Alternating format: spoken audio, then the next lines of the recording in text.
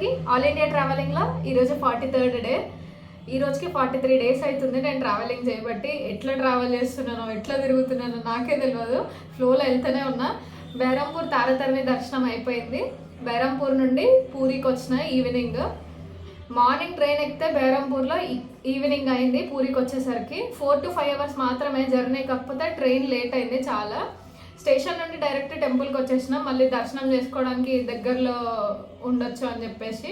కానీ టెంపుల్ నుండి main road వరకు, మెయిన్ రోడ్ నుండి టెంపుల్ వరకు 2 గంటలు తిరిగిన నేను రూమ్ కోసము. 2 గంటలు కంటిన్యూగా అందరికి అడిగిన, ఒక్కరు కూడా ఇవ్వలేరు రూము. సోలోగా అంటే సింగిల్గా వచ్చిన అమ్మాయిలకి రూమ్స్ ఇవ్వరంట. ఇక్కడ ఒకటే కాదు, కర్ణాటక, కేరళ, తమిళనాడులో ఎక్కడ రైల్వే స్టేషన్లో అయితే డార్మెటరీస్ నాకు దొరకలేదు, బయటనే ఉండాల్సి వచ్చింది. కొన్ని దగ్గర దొరికిన దగ్గర అయితే ఉన్నా, కొన్ని దగ్గర అయితే మ్యాక్సిమం సోలోగా సింగిల్గా ఉండే అమ్మాయిలకి స్టే ఇవ్వరంట. ఎందుకంటే సూసైడ్ చేసుకుంటారు అట్లా అని చెప్పేసి ఇవ్వరంట. సేమ్ ఇక్కడ కూడా అంతే. ఇక్కడైతే మరీ స్ట్రిక్ట్, అసలు ఎవ్వరు ఇవ్వలేరు నాకు. ఇది ఒక్కటి దొరికింది, ఇది కూడా చాలా లోపడుకుంది. ఇంకా ఏదో ఒకటి దొరికిందే దిక్కు ఇప్పటికని చెప్పేసి తీసుకున్నా. ఒక మనిషి పట్టేంత ఉంది అంతే గ్యాప్. ఇది వాష్రూమ్, ఇది మెయిన్ డోర్ అంతే. చాలా అంటే చాలా చిన్నగా ఉంది, చాలా చిన్నగా ఉంది రూమ్. కానీ సిచ్యువేషన్ అట్లుంది కాబట్టి ఇప్పుడు ఇంకా ఏం చేయలేము. మొత్తానికి ఒక రూమ్ అయితే దొరికింది ఈరోజు రెస్ట్ తీసుకోవడానికి. అదే పెద్ద దేవుడికి మొక్కుకున్న, దేవుడా జల్లి దొరికి అని లాస్ట్కి దొరికిచ్చిండు. ఈరోజైనా రెస్ట్ తీసుకోవాలి. అసలు రెస్టే ఉంటలేదు సరిగ్గా, నా కళ్ళనే లోపలికి వెళ్ళిపోతున్నాయి. ఈరోజు మంచిగా రెస్ట్ తీసుకొని రేపు పొద్దున దర్శనం చేసుకుంటా. ఇంకా యాక్చువల్గా ఈరోజు ఇప్పుడు బీచ్కి వెళ్దాం అనుకున్నా. ఎందుకులే మళ్ళా బీచ్కి పోయి మళ్ళా వచ్చి రెస్ట్ ఉండదు, నిద్ర ఉంటలే చక్కగా అని చెప్పేసి రేపటికే పోస్ట్పోన్ చేసిన. రేపే చూడాలి ఇంకా. అది ఈరోజు సంగతి. ఈరోజు మరీ దారుణంగా అయిపోయింది నా సిచ్యువేషన్. పొద్దున ఎక్కితే సాయంత్రం దిగడం ఏందో, సాయంత్రం మళ్ళా ఈడ రూమ్ 2 గంటలు అయింది దొరకడానికి. అది నా పరిస్థితి. ఉంటా ఇంకా, బాయ్. హలో అందరికీ, ఆల్ ఇండియా ట్రావెలింగ్లో ఈరోజు 44th డే. 44 డేస్ అవుతుంది ఈరోజుకి. ఇక్కడి వరకే లాస్ట్. అక్కడ బస్సులు, ఆటోలు కనిపిస్తున్నాయి కదా, రైల్వే స్టేషన్ నుండి వచ్చినా కానీ, బస్ స్టాప్ నుండి వచ్చినా కానీ అక్కడి వరకే లాస్ట్ ఆటోస్, బస్సులు. అక్కడ నుండి నడుచుకుంటూ అయినా వెళ్ళొచ్చు. ఇదో ఇక్కడ రిక్షాలు కనిపిస్తున్నాయి కదా, ఇట్లయినా వెళ్ళొచ్చు టెంపుల్ వరకు. 1 కిలోమీటర్ పైనే ఉంటుంది నాకు తెలిసి, 1.5 ఉండొచ్చు. ఇదో టెంపుల్ కనిపిస్తుంది కదా, అక్కడికి వెళ్ళాలి ఇప్పుడు.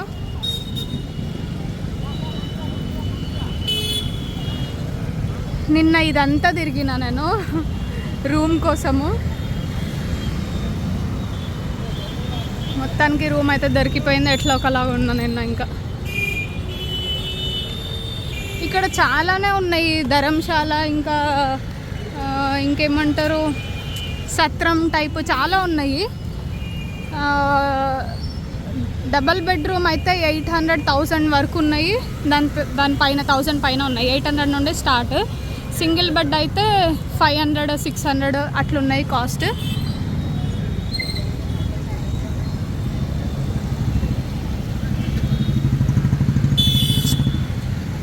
ఇప్పుడు సీజన్ కాదు కాబట్టి చాలా తక్కువ మంది ఉన్నారు. సీజన్ ఉన్నప్పుడు అయితే రూమ్స్ దొరకవు అస్సలుకి. ఎక్కడైనా అంతే, సీజన్ ఉన్నప్పుడు రూమ్స్ అస్సలు దొరకవు. రూమ్ వెకేట్ చేసినా కాబట్టి ఇప్పుడు లగేజ్ అంతా మళ్ళీ మోసుకొని ఆడి వరకు పోయి అక్కడ లగేజ్ పెట్టుకోవడానికి ఉన్నాయి. నిన్న చూసిన ఆప్షన్. బోట్స్ అయితే భలే ఉన్నాయి, అన్నీ సేమ్ కలర్. బిల్డింగ్స్ అన్నీ సేమ్ కలర్, బోట్స్ కూడా. ఎవరో కొంతమంది వాళ్ళకి నచ్చినట్టు పెట్టుకున్నారు కానీ మ్యాక్సిమం అన్నీ సేమ్ ఉన్నాయి. Shri Loknath guest house. ఇక్కడ మళ్ళీ నీలాచల్ భక్త నివాస్ చాలా ఉన్నాయి. ఇట్లా తూద్వాల ధర్మశాల అక్కడ ఒకటి ఉంది నీలాద్రి భక్త నివాస్. చాలా ఉన్నాయి ఇట్లా పెద్ద పెద్ద ధర్మశాల లాగా. అక్కడ ఉండొచ్చు. ఇదో ఇంకోటి రామచంద్ర ధర్మశాల, నీలాద్రి భక్త నివాస్. లగేజ్ పెట్టడానికి ఇక్కడ కూడా ఉంది.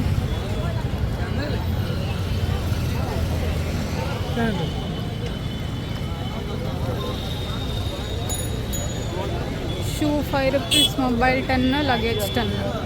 పూరి జగన్నాథ్ టెంపుల్ పూరి డిస్ట్రిక్ట్ ఒరిస్సా స్టేట్లో ఉంది. ఈ టెంపుల్లో ఉన్న దేవుళ్ళ విగ్రహాలు చెక్కతో తయారు చేసినవి.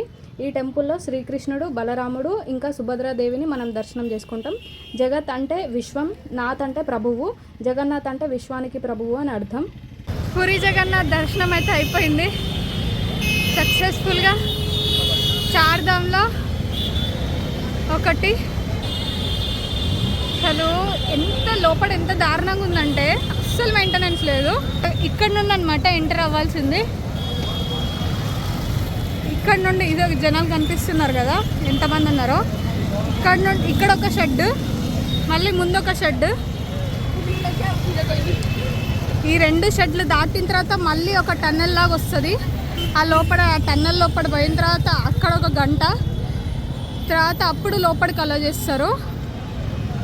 ఇదిగోండి ఎంతమంది ఉన్నారు జనాలు. ఇంకా ఆ 2 షెడ్లు అయిపోయిన తర్వాత ఇక్కడ దారి కనిపిస్తుంది కదా,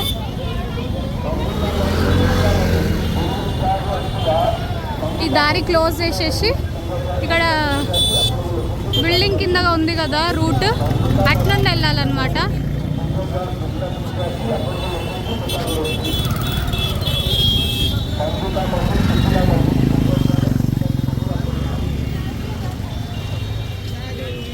అటు నుండి ఇంకా లోపలికి వెళ్ళిపోవాలి.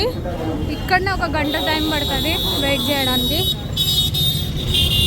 ఓన్లీ ఇక్కడ బయట వరకు మాత్రమే మెయింటెనెన్స్. లోపల పోయిన తర్వాత అసలు ఎట్లుందంటే చెప్పొద్దు. ఇంకా దారుణం అంటే దారుణంగా. అసలు 2 నిమిషాలు ఉంటాడు దేవుడు, ఇంకా అసలు కనపడడు. అంటే ఎట్లా చేస్తారు జనాలు, అట్లా దోసుకుంటున్నారు. తోసుకోవడమే. అసలు మనిషి పక్కల అమ్మాయి ఉందా, చిన్నపిల్లలు ఉన్నారా, ముసలు ఉన్నారా, అవన్నీ ఏం లేదు.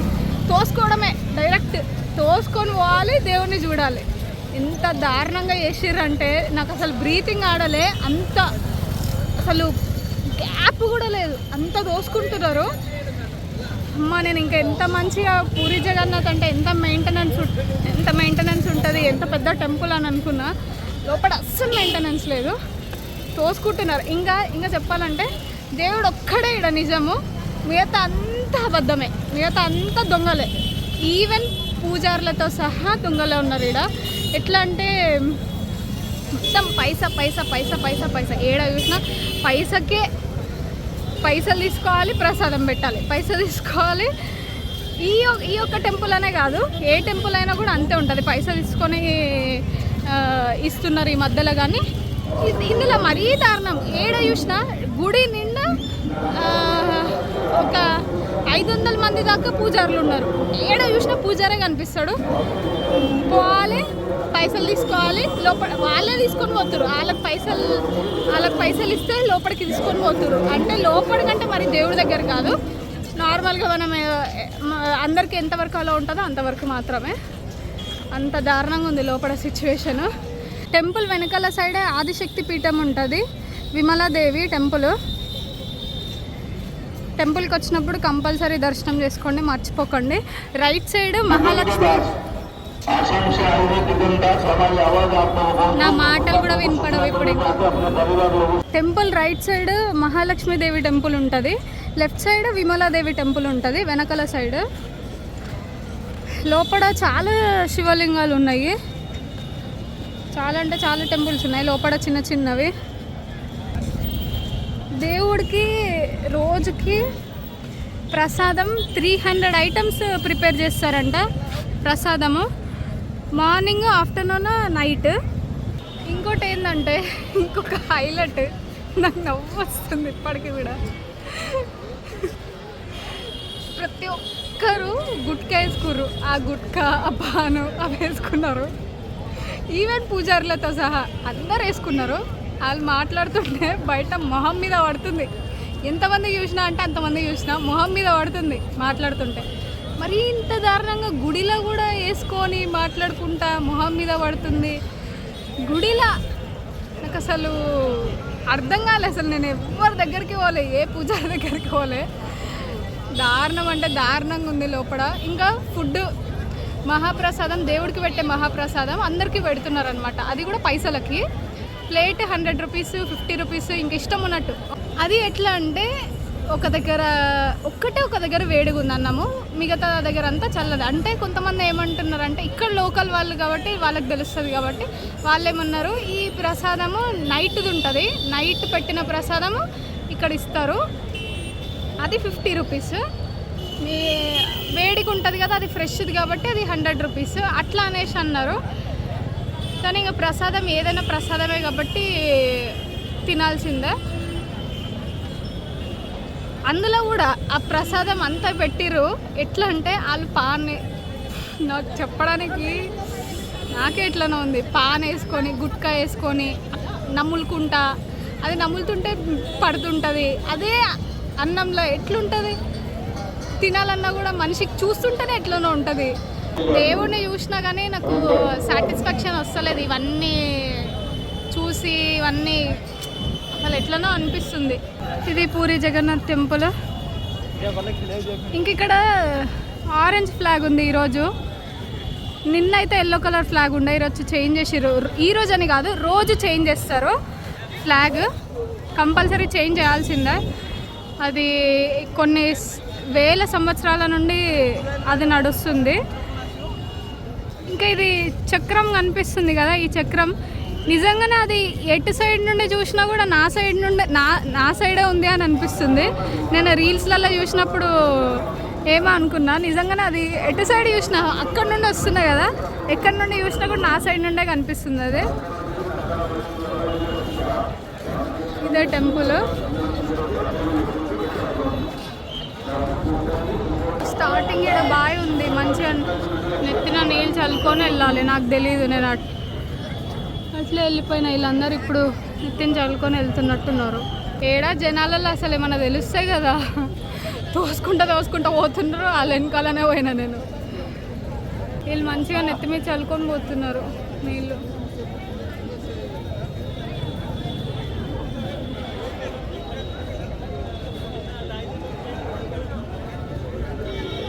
పూరి జగన్నాథ్ దర్శనం అయిన తర్వాత కోనార్క్ టెంపుల్ రీచ్ అయినా. పూరి వచ్చిన వాళ్ళు దర్శనం చేసుకొని మంచిగా కోనార్క్ టెంపుల్ రావచ్చు. 1 డేలో కవర్ అయిపోతాయి రెండు.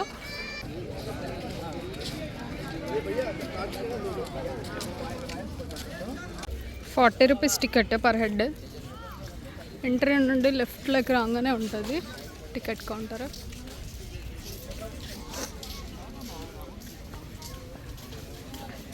మంచిగా మిర్చి తినేసి చూడ్డానికి వెళ్తున్నాయి. ఇంకా లగేజ్ పెట్టుకోవడానికి క్లాక్ రూమ్స్ అయితే లేవు. నేను ఒక షాప్లో పెట్టేసిన, కొద్దిసేపు పెట్టుకోమని చెప్పిన అన్నని. సరే అని చెప్పిండు. ఎగ్జిట్ వేరే సైడ్ నుండి అయినా కూడా ఓకే అని చెప్పిన, మళ్ళీ వచ్చి తీసుకుంటా అని చెప్పేసి. పూరి జగన్నాథ్ టెంపుల్ నుండి బస్ స్టాప్కి పోయి బస్ స్టాండ్ నుండి రీచ్ అయినా కోనార్క్ టెంపుల్. 30 కిలోమీటర్స్ పూరి నుండి. ఒక 1 అవర్లో వచ్చేసిన.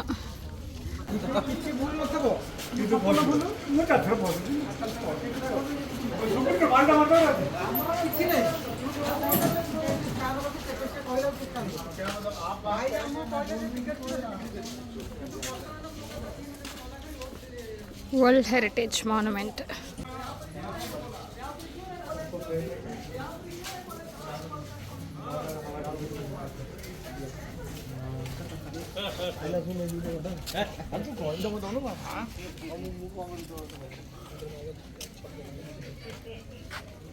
ఓ నేను ఇక్కడ ఉన్నా. యూఆర్ హియర్ అనే ముందు ఉంది కదా, అక్కడ ఉన్నా.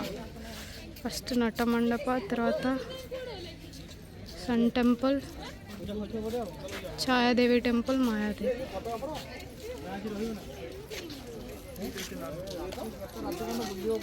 టెంపుల్ స్టార్టింగ్లోనే 2 పెద్ద సింహాల విగ్రహాలు కనిపిస్తాయి. ఈ విగ్రహాలకు అర్థం ఏంటంటే సింహం పవర్ని రిప్రజెంట్ చేస్తుంది. సింహం కింద ఏనుగు ఉంది కదా, ఏనుగు ధనంని రిప్రజెంట్ చేస్తుంది. ఏనుగు కింద మనిషి ఉన్నాడు, మనిషి గర్వంని రిప్రజెంట్ చేస్తున్నట్టు. అంటే దేవుడి దగ్గరికి ధనం మీద పిచ్చి, ఇంకా దురాశ, ఇంకా గర్వం ఉన్న వాళ్ళకి అలో ఉండదని అర్థం అన్నమాట. కోనార్క్ సన్ టెంపుల్ని రాజా నరసింహదేవ కట్టించిండ్రు. ఈ టెంపుల్ ఎట్లుంటుందంటే 7 గుర్రాలు 24 చక్రాలతో ఉన్న రథంని తీసుకెళ్తున్నట్టు ఉంటుంది. 7 గుర్రాలు వారంలో ఉన్న 7 రోజులని సూచిస్తాయి. 24 చక్రాలు రోజులో ఉన్న 24 గంటల్ని సూచిస్తాయి.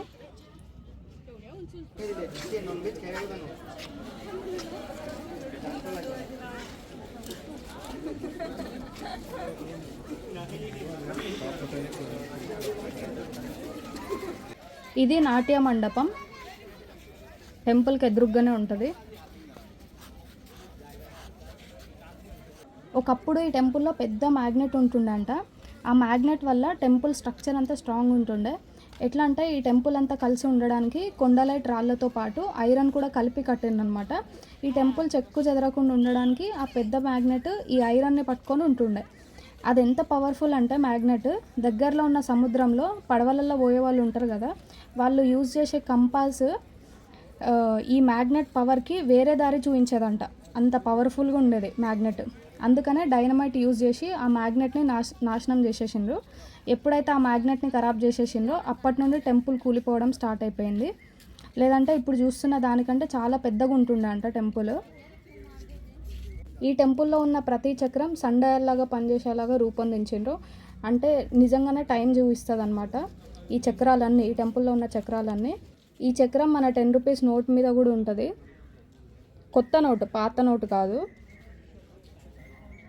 ఇక్కడ క్లియర్గా కింద కూడా రాసి ఉంటారు చూడండి, సన్ టెంపుల్ కోనార్క్ అని చెప్పేసి. ఈ టెంపుల్లో ఉన్న సూర్య భగవానుడి విగ్రహం కూడా ఆ మ్యాగ్నెట్ వల్లనే గాలిలో ఉంటుంది. కానీ ప్రజెంట్ అయితే ఎవరిని టెంపుల్ లోపలికి అలౌ చేయట్లేరు, జస్ట్ బయట నుండి చూడాలంతే.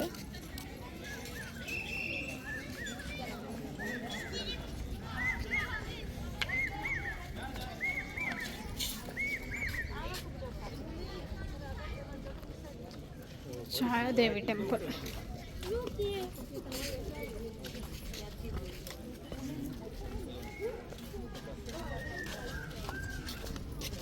एक फोटो ले बस अब एक बार चलाए बहुत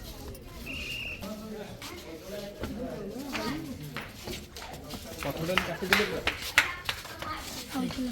इनको उनका गाना तेज प्रकाश वाला पहले।